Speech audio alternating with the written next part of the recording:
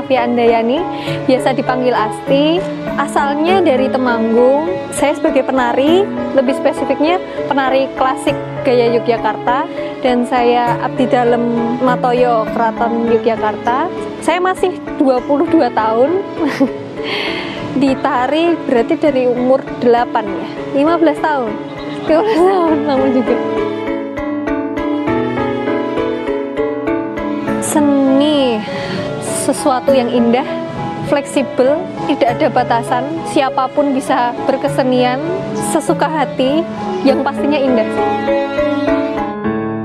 Waktu kelas 2 SD, saya dulu pengennya tuh bukan tari tradisional, tapi modern dance. Tapi waktu itu nggak tahu tuh namanya dance, taunya pengen nari aja. Izin ke ibu, bu aku pengen nari gitu. Masukinlah ke sanggar tari tradisional.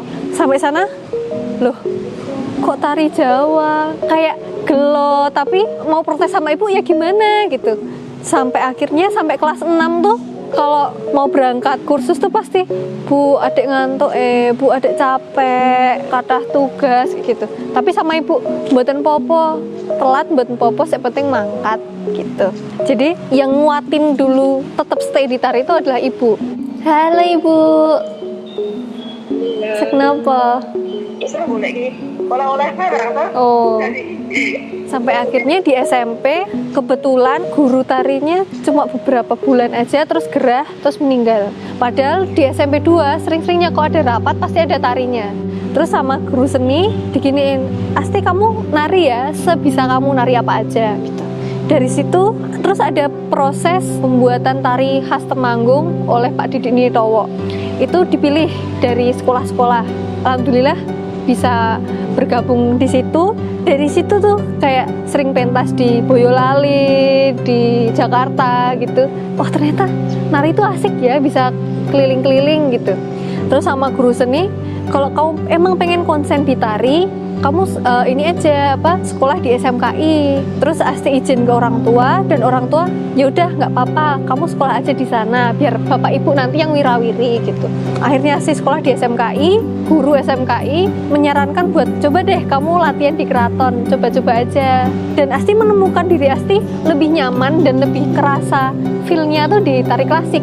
Mulai dari situ setiap minggu pas latihan di keraton, sekitar 3 tahun yang lalu ada abdi dalam Matoyo. Matoyo itu abdi dalam penari. Diajaklah sama guru, kamu ini aja daftar abdi dalam, dengan konsekuensi yaitu tidak ada batasan kerja sampai umur berapa dan tidak boleh resign. Ya udah dari situ akhirnya Asti mendaftarkan diri menjadi abdi dalam dan sampai sekarang.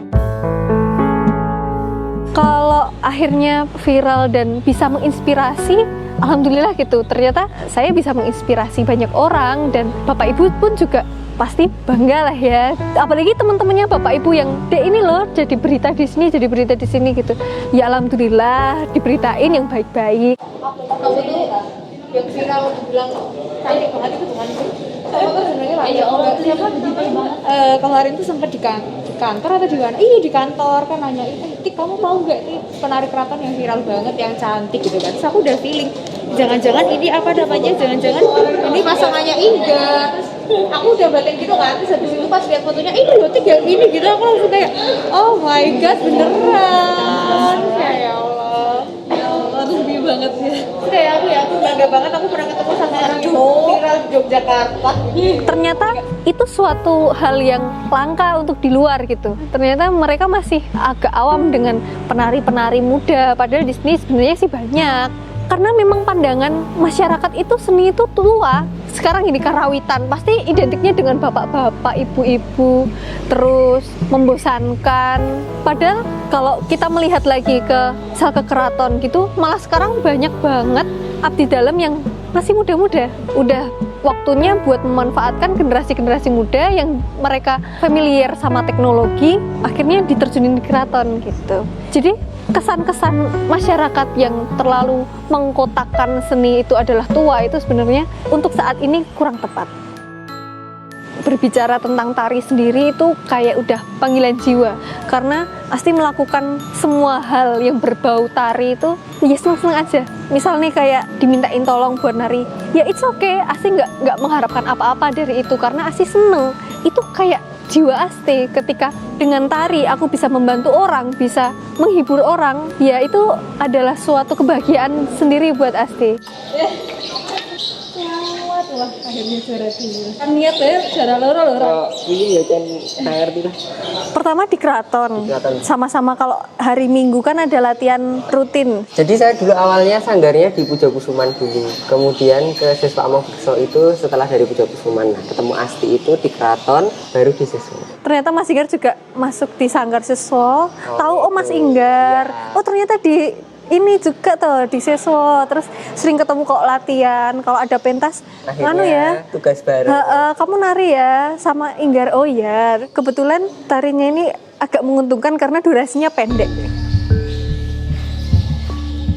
Pokoknya semua yang nari pasangan tuh pasti bedanya ngomong rasa antara saya dan partner. Entah itu cowok, entah itu cewek, kan ada juga yang beksan cewek-cewek, itu pun juga harus ngomong rasa. Jadi seberapa kekuatan dia, seberapa jangkahan dia, seberapa rasanya dia itu harus diimbangi. Ceritanya musuhan tapi harus kompak nih. Di balik itu kan kita harus kerjasama. Gimana sih biar kamu sampai situ, aku juga pas sampai situ, pas nusuk kamu pas ngendani gitu tuh harus ngomong rasa bedanya. Pesan yang disampaikan kalau tarikan lewat gerakan. Agar si pesan dari gerakan itu sampai, aku dan partner harus udah punya bekal dulu nih apa yang mau dipesankan. Kalau aku nggak sampai pesannya, dia nggak sampai pesannya, pasti nggak sampai juga ke penonton gitu. Hambar. Di momen latihan itu misal yang tadinya cuma kenal oh Inggar, oh Asti, terus kamu rumahnya mana, lebih diperdalam lagi kan. Dengan komunikasi bisa tahu karakter orang gitu. Oh dia orangnya kayak gini, berarti aku harus menyesuaikannya kayak gini gitu. Panggilan jiwa dalam tari itu diwujudkan dalam gimana sih cara memahami tarian dan rasa keingintahuan terus menerus gitu tentang tarian. Kalau hobi pasti cuma sekedar ya aku nari udah gitu. Tapi kan kalau panggilan jiwa, kok bisa sih tarian ini, kok bisa sih ceritanya ini, nah lebih dalam lagi rasa keingintahuannya itu. Kalau di Menak, rata-rata tokoh perang itu punya pembawaan banyak. Jadi dia tegas, pemberani gitu. Karena kan yang perang biasanya panglima perang, kalau enggak prajurit putri gitu. Yang perlu diperhatikan ya cari tahu ceritanya apa, alurnya gimana, pocapannya atau dialognya seperti apa, terus mencari tokoh ini karakternya kayak apa. Dalam cerita nanti ketemunya sama siapa aja. Setiap ketemu sama siapa nanti beda lagi. Entah itu intonasinya atau dari geraknya itu beda. Jadi di panggung itu bukan Asti lagi, bukan Inggar lagi. Saya Kelaswara, dia Jayeng-Rono. Fragmen Menak itu banyak banget bukunya. Internet lumayan walaupun nggak dalam tapi masih bisa dilacak.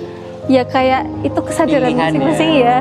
Kita mau memerankan suatu tokoh itu beneran atau hanya ya aku memerankan aja gitu. Kalau memang mau tahu gimana si tokoh dan jalan ceritanya ya alangkah baiknya kalau membaca. Karena kan naskah-naskah kan bersumber dari buku itu. Kahaturan ingkang pono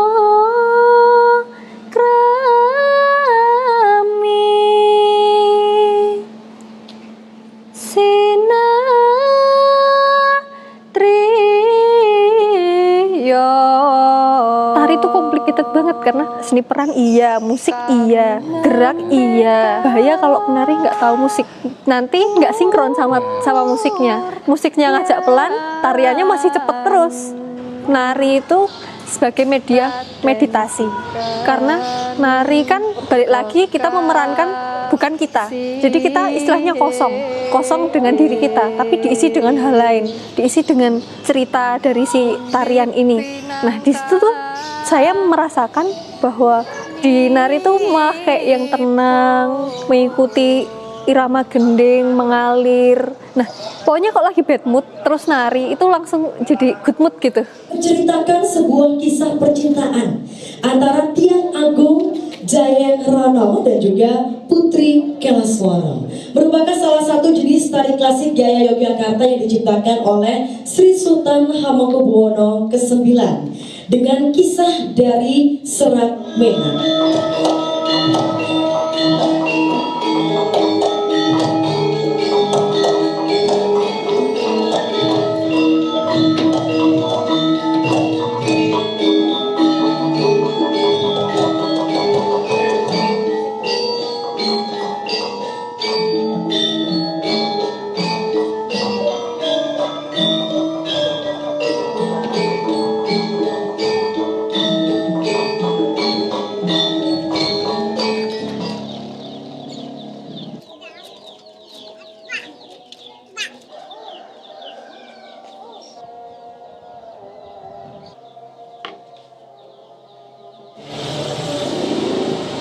ada customer jam bentar lagi. Saya juga punya usaha salon namanya Kiriti. Kiriti itu artinya kesempurnaan. Jadi berharapnya yang keluar dari salon akan merasa sempurna gitu. Sama totok wajah aja. Di sini ada totok wajah, Pasti punya bisnis dari semester 3 waktu kuliah. Berarti tahun 2018 akhir. Masih disambi sama kuliah. Itu juga masih dibantu sama ibu. Jadi ibu yang jagain salon. Nanti kalau Asti pulang, udah nanti gantian gitu. Kalau sekarang udah selesai kuliah, yaudah ibu udah balik Temanggung, udah Asti kelola sendiri gitu. Kita bicara realistis aja. Kayaknya profesi sebagai penari itu tidak terlalu menghidupi gitu. Jadi aku harus punya kemampuan lain nih selain tari yang setidaknya bisa konsisten gitu. Kira-kira kerjaan apa yang masih nyambung sama tari? Kebetulan penari itu kan butuh perawatan. Misal kayak krim bat. Kalau habis banyak ngejob gitu capek, butuh masas. Teman-teman penari itu butuh itu. Terus akhirnya karena rias aku belum bisa megang manten, jadi aku mau ke salon dulu aja. Jadi sasaran konsumenku itu teman-teman penari. Dengan kebutuhan mereka merawat diri, kan akan lebih nyaman kalau kita treatment ke orang yang udah kita kenal gitu. Nah itu jadi modal Asti buat bangun salon. Alhamdulillah jalan. Prinsipnya sih tuh nggak seneng kalau kerja ikut orang, karena kayak kita ketergantungan antara waktu, kemudian tugasnya apa gitu, pasti lebih banyak disuruh gitu. Padahal Asti pengennya itu merdeka dalam hal berbisnis, maju mundurnya si bisnis itu kita yang ngatur gitu. Sama berkegiatan yang lain itu kan masih bisa gitu. Karena sekarang tuh banyak yang akhirnya masih berpikiran bahwa aku harus S1, S2, jadi dosen, jadi PNS. Itu tuh kayaknya tuh udah pemikiran lama gitu. Harusnya tuh sekarang yang muda juga malah lebih bagus kalau buka usaha, jadi membuka lapangan pekerjaan gitu. Karena menurut Asti tari udah bisa jalan, maksudnya udah lama Asti bergelut di tari, akhirnya 70% sekarang konsennya ke salon. Sekarang udah ada capster, kita sama-sama percaya, kamu percaya saya percaya kamu gitu. Jadi ketika sewaktu-waktu ada latihan di keraton, salon bisa ditinggal karena selalu kontak dengan capster.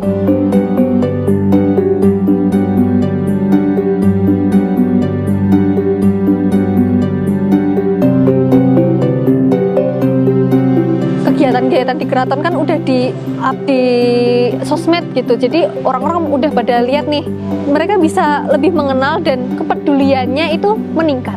Nonton pentas seni, bahkan mulai mengabadikan orang nari-nari itu pada foto gitu, masuk ke Instagram. Yang hobi foto pada sering nonton pentas di Jogja. Kalau misal tari itu rame banget dan kebanyakan fotografer. Itu menurut saya juga udah kepedulian, satu nilai plus di faktor kepedulian generasi muda. Alhamdulillah banyak yang mereka terus akhirnya masuk sanggar, tapi yang kurang adalah cara berpikirnya bahwa dia bisa sampai tahap ini, prosesnya tuh panjang gitu. Sedangkan mereka pengennya aku mau langsung ke tahap itu tuh dengan waktu yang sesingkat-singkatnya, padahal kan nggak bisa gitu. Orang ada di level tinggi itu pasti perjalanannya lama dan emang harus fokus di situ, nggak bisa dibagi-bagi. Kalau saya lebih menekankan pada kalau memang suka sama tari, cintai tari di prosesnya. Ketika kamu sukses, ketika kamu pentas, ya itu adalah bonus-bonus dari si prosesnya ini. Kalau kita suka, kita telaten menjalaninya, pasti akan sampai kok di tahap itu. Dari perjalanan berkesenian yang paling sulit ya ini, kita bicara tentang pandemi gitu, buat penari itu lubang besar deh gitu. Banyak yang akhirnya teman-teman seniman yang tidak punya pemasukan, kemudian nggak ada event-event, nggak bisa latihan. Untuk yang mereka yang hanya fokus di tari akan menjadi tahun yang terberat, karena itu tadi kebanyakan kalau penari ya udah hanya tari aja gitu. Gini deh, tari pasti mengandalkan event, pelukis pasti mengandalkan misal kayak pameran gitu. Kalau misal itu nggak ada, kita harus punya pilihan kedua yang tidak terpengaruh dengan adanya event, dengan adanya pentas. Karena ketika kita mengandalkan itu aja, dan contohnya kayak pandemi sekarang ini semua pentas ditiadakan, terus mau dapat income dari mana? Jadi perlu banget punya banyak skill. Ketika di sini ada kendala, kita masih bisa melakukan hal lain buat menambah income kita gitu.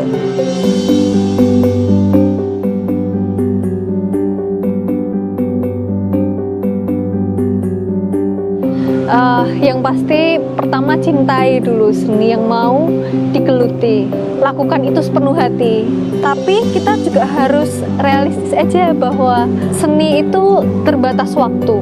Tetap harus asah skill sebanyak mungkin. Mungkin itu akan menjadi jalan rezeki lain. Ketika di jalan A mengalami kendala, kita masih punya jalan lain. Kalau kita mau menggali diri kita lebih dalam lagi, pasti akan banyak kesempatan di profesi-profesi yang lain yang kita bisa selami. Yang penting ikhlas, menikmati proses dan jalaninya dengan hati.